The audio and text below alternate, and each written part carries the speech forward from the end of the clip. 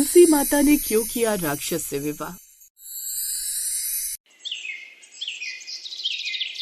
पौराणिक काल में धर्मध्वज नाम के एक राजा थे जिनकी पत्नी का नाम था माधवी। एक बार राजा धर्मध्वज अपनी पत्नी के साथ गंधवाधक पर्वत पर घूमने गए। गंधवाधक का दृश्य इतना मनमोहक था कि वे दोनों वहीं प्रेम में मग्न हो गए। प्रेम में मग्न होकर पति पत्नी को पता ही नहीं चला कि कब दिन से रात हो गई। अगले दिन जब वो राजा के साथ अपने महल पहुंची तो उन्हें पता चला कि उनका गर्भ ठहर गया है। फिर 9 महीने बाद उन्होंने एक बेहद ही सुंदर कन्या को जन्म दिया। उस कन्या का रूप इतना सुंदर था मानो शरद ऋतु की पूर्णिमा का चंद्रमा हो। वो बेहद ही सुंदर थी। ऋषियों और महर्षियों ने उसका नाम वृंदा रखा। जब वृंदा बड़ी हुई तो उन्होंने अपने पिता से कहा, पिताश्री, मैं विष्णु जी की तपस्या करने के लिए बद्री वन जा रही हूँ।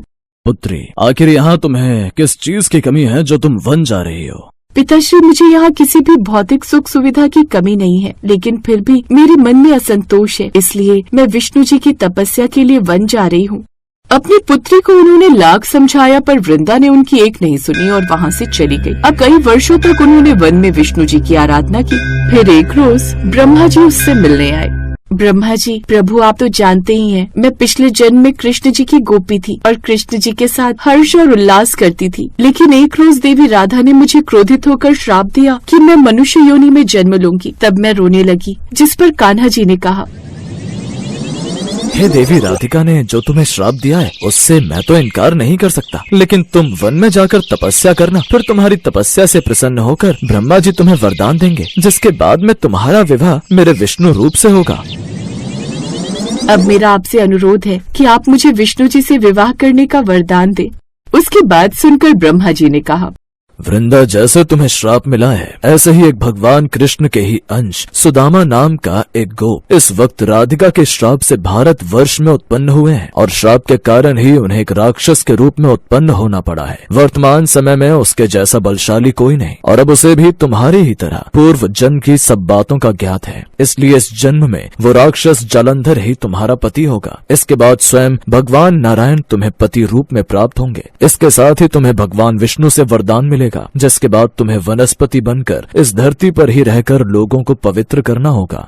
ये सुनकर वृंदा खुश हुई। ऐसे ही समय बीता। फिर एक रोज समुद्र की लहरें उठती हैं। जलंधर समुद्र के गर्भ से उत्पन्न राक्षस राज अपने दरबार में बैठा है। देवताओं को अब डरना चाहिए, मैं उनका अभिमान तोड़ दूंगा। मेरा जन्म स्वयं विष्णु के सुदर्शन चक्र से हुआ है, कोई मुझे पराजित नहीं कर सकता। तभी महल में एक दूत प्रवेश करता है। महाराज, एक तपस्विनी वृंदा है, उसकी भक्ति से स्वर्ग और पृथ्वी तक कांप रहे हैं। कहते हैं जो भी उससे विवाह करेगा उसे कोई नहीं हरा सकता। क्या सच में? यदि वो मेरी पत्नी बन जाए तो मुझे कोई भी देवता नहीं हरा सकेगा। पर महाराज, वो विष्णु भक्त है। विष्णु भक्त तो क्या हुआ, हाँ? यदि मैं उसे पालूं तो विष्णु भी मेरी शक्ति के आगे झुकेंगे। फिर एक रोज वृंदा अपने आश्रम में बैठी पूजा कर रही है। जलंधर अपने दिव्य रूप में आता है। देवी वृंदा, मैं राक्षस राज जलंधर हूँ, परंतु दुष्ट नहीं, भक्त हूँ। मैं आपके तप से प्रभावित हूँ, मैं आपसे विवाह करना चाहता हूँ। राक्षस और मैं? असंभव, मेरा मन तो विष्णु के चरणों में है। मैं किसी साधारण राक्षस जैसा नहीं, मेरा जन्म विष्णु के तेज से हुआ है। यदि आप मुझसे विवाह करेंगी तो हमारी शक्ति से देवता भी सिर झुकाएंगे। मेरा धर्म है पति की सेवा और सच्ची भक्ति। यदि तुम सच में धर्म मार्ग पर रहो तो मैं तुम्हें पतिव्रता धर्म से जोड़ सकती हूँ। मैं वचन देता हूँ देवी, मैं धर्म पालन करूँगा। वृंदा कुछ क्षण मौन रहती है, फिर हाथ जोड़कर कहती है, तो ठीक है, मैं तुम्हें स्वीकार करती हूँ, लेकिन याद रखना, अगर तुमने अधर्म का साथ दिया तो मेरी भक्ति भी तुम्हें नहीं बचा पाएगी। जालंधर इसके लिए मान जाता है। वृंदा का विवाह जालंधर से हो जाता है। ये देखकर देवता और दानव सभी चकित रह जाते हैं, लेकिन अब जालंधर का अहंकार काफी बढ़ जाता है। अब तो कोई मुझे नहीं मार सकता, कोई मेरी मृत्यु नहीं कर सकता, क्योंकि मेरे पास अब वरदान के साथ साथ वृंदा एक धर्म पत्नी भी है, जिसके कारण अब मुझे कुछ भी नहीं हो सकता। अब जलंधर का अहंकार काफी बढ़ गया था और अब जलंधर अपराजय बन चुका था। उसने पृथ्वीलोक के साथ साथ स्वर्गलोक में भी आतंक मचा दिया था। दिन पर दिन उसका आतंक बढ़ता ही जा रहा था। देवता उसके भय से स्वर्ग छोड़ चुके थे। प्रभु, जब तक वृंदा का सतीत्व बना रहेगा कोई जलंधर को हरा नहीं सकता। मैं जानता हूँ इंद्र, पर वृंदा की भक्ति निष्कलंक है। मैं छल नहीं करना चाहता। प्रभु, सृष्टि संकट में है, केवल आप ही उपाय हैं। फिर विष्णु गंभीर होकर आंखें मूंद लेते हैं। जलंधर युद्ध पर चला गया है। वृंदा अपने महल में पति के रूप की रक्षा हेतु ध्यान कर रही थी। इधर सभी देवता विष्णु जी को मना रहे होते हैं। प्रभु, वृंदा आपकी बड़ी भक्त है, अब वृंदा का पत्नी धर्म आप ही तोड़ सकते हैं। सबकी बात सुनकर अब विष्णु जी इसके लिए मान जाते हैं। ठीक है, फिर अब मुझे ही वृंदा का धर्म तोड़ना होगा, तभी उस जालंधर का सर्वनाश हो पाएगा। इसके बाद वो जालंधर का रूप धारण कर उसके पास जाते हैं। तभी जालंधर के समान रूप में विष्णु उसके महल में प्रवेश करते हैं। स्वामी, आप सुरक्षित लौट आए। मैं जानती थी आपको कुछ नहीं होगा। हाँ प्रिय, तुम्हारी भक्ति से मैं अमर हो गया। मैंने कहा था ना, मेरा तप तुम्हारी रक्षा करेगा। ऐसा कहकर वो उनके गले से लग जाती है, लेकिन कुछ समय बाद वो महसूस करती है कि वातावरण बदल गया है, फूल मुरझा रहे हैं। स्वामी, ये कैसी अनुभूति है? मेरा हृदय क्यों कांप रहा है? जरूर कुछ न कुछ गड़बड़ है। तभी उसकी एक दासी दौड़ती हुई वहाँ आती है। महारानी, महाराज जालंधर युद्ध में मारे गए हैं। फिर वो जल अर्पण करती है और सामने का रूप विलीन होकर विष्णु जी के असली रूप में बदल जाता है। प्रभु विष्णु, आपने ये छल किया? वृंदे, सृष्टि के रक्षण हेतु मुझे ऐसा करना पड़ा। तुम्हारी पतिव्रता शक्ति समाप्त हुए बिना जालंधर का वध असंभव था। आपने मेरे धर्म का अपमान किया। अब मैं आपको श्राप देती हूँ, आप भी अपनी प्रिय से वियोग सहेंगे। कहते हैं इस श्राप के कारण उन्हें माता सीता से वियोग सहना पड़ा था। इसके बाद विष्णु जी मस्तक झुका लेते हैं। उसी क्षण वृंदा की देह भस्म हो जाती है और वहाँ से एक हरा पौधा निकलता है। फिर सभी देवता वहाँ प्रकट होते हैं। आकाश से पुष्प वृष्टि होती है। वृंदे, तुम्हारी पवित्रता अमर रहेगी। आज से तुम देवी तुलसी कहलाओगी। हर देवता तुम्हारे पूजन के बिना अधूरा रहेगा। तुलसी, तुम्हारे बिना मेरा पूजन भी अधूरा रहेगा, इसीलिए हर विष्णु पूजा में तुलसी दल अनिवार्य रहेगा। प्रभु, मेरा व्रत पूर्ण हुआ। मैं चाहती थी कि भक्ति और धर्म कभी न मिटे। यदि मेरा प्रेम आपको मिला तो मुझे कोई पश्चाताप नहीं। साथ ही तुम्हारी इच्छा भी पूर्ण होगी। मेरे अंश शालिग्राम से तुम्हारा विवाह होगा और अब तुम सदा सदा के लिए देवी तुलसी के नाम से हर आंगन में पूजी जाओ, और जो भी तुम्हारी पूजा अर्चना करेगा उसके जीवन में सुख समृद्धि आएगी। स्वामी, मैं यही चाहती थी कि कब मैं आपकी अर्धांगिनी बनूं। आज आपने मेरी ये इच्छा भी पूरी कर दी। मैंने राक्षस से विवाह इसलिए किया ताकि भक्ति का अर्थ समझा सकूं। सच्चा प्रेम त्याग और धर्म में निहित है, न कि रूप या जाति में। जो तुलसी को पूजे वह विष्णु का आशीर्वाद पाए। इसके बाद तुलसी का विवाह विष्णु रूप शालिग्राम से हुआ, जिसके बाद से वो सदा सदा के लिए उनकी पत्नी के रूप में जानी जाने लगी।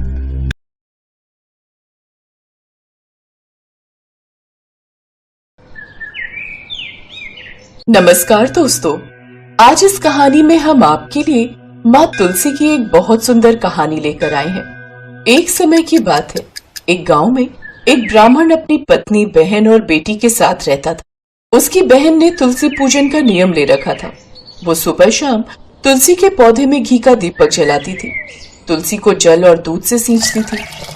उसके तुलसी पूजन से उसकी भाभी बहुत नाराज रहती थी और कहती थी, तेरे विवाह में तुझे मैं ये तुलसी ही दूंगी। एक समय जब ननद का विवाह होने लगा तो भाभी ने गुस्से में आकर अपनी ननद को उसके विवाह पर गहनों की जगह तुलसी की मजरे की माला पहना दी। देखते ही देखते वो माला सोने के आभूषणों में बदल गई। जब बाराती खाना खाने बैठे तो उसकी भाभी ने तुलसी का गमला फोड़कर सभी को भोजन के रूप में परोस दिया। अचानक वह भी स्वादिष्ट व्यंजनों में बदल गया। जब विदाई का वक्त आया तो भाभी ने उसे वस्त्रों की जगह बैग में जनेऊ रख कर दे दिया। लेकिन जब ननद अपने ससुराल पहुंची तो वह जनेऊ की जगह रेशमी कपड़ों से भर गया था। यह देखकर उसके ससुराल में सभी खूब तारीफ करने लगे।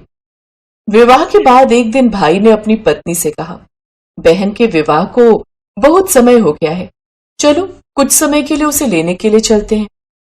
भाभी ने उसके ससुराल वालों को देने के लिए एक बक्से में तुलसी के पत्ते और मंजरी भर दी। जब वो ननद के घर पहुंचे तो उन्होंने वह बक्सा खोलकर देखा तो उस बक्से में रेशमी वस्त्र और आभूषण निकले, जिसे देख वो सभी बहुत चकित रह गए। ये सब देख भाभी भी हैरान रह गई। तब ननद बोली, भाभी, ये सब मेरी तुलसी पूजन का फल है जो माँ तुलसी ने मुझे लौटाया है। ये सब देखकर भाभी ने अपनी बेटी से कहा कि अब से तुम रोज तुलसी पूजन किया करो। बेटी बिना मन से रोज तुलसी पूजने लगी, जिससे उसकी माँ बहुत खुश रहती थी। फिर जब बेटी के विवाह का समय आया तो माँ ने अपनी ननद के विवाह की तरह अपनी बेटी को भी मंजरे की माला पहना दी और खाने में तुलसी का गमला फोड़कर मेहमानों को परोस दिया। लेकिन ना तो वह माला सोने चांदी में बदली और ना ही मेहमानों को परोसा हुआ वो गमला स्वादिष्ट व्यंजनों में बदला। ये देखकर सभी मेहमान बहुत नाराज हुए और उसकी बहुत निंदा करने लगे।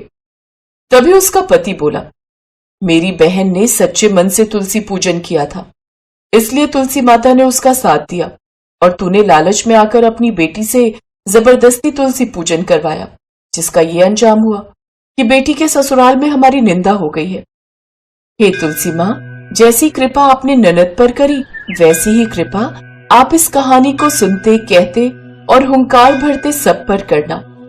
जय तुलसी माता। तुलसी विवाह पूजन विधि।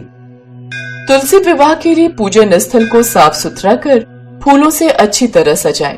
तुलसी के गमले में गन्ने का मंडप जरूर बनाएं। तुलसी माता का 16 श्रृंगार कर चुनरी अर्पित करें।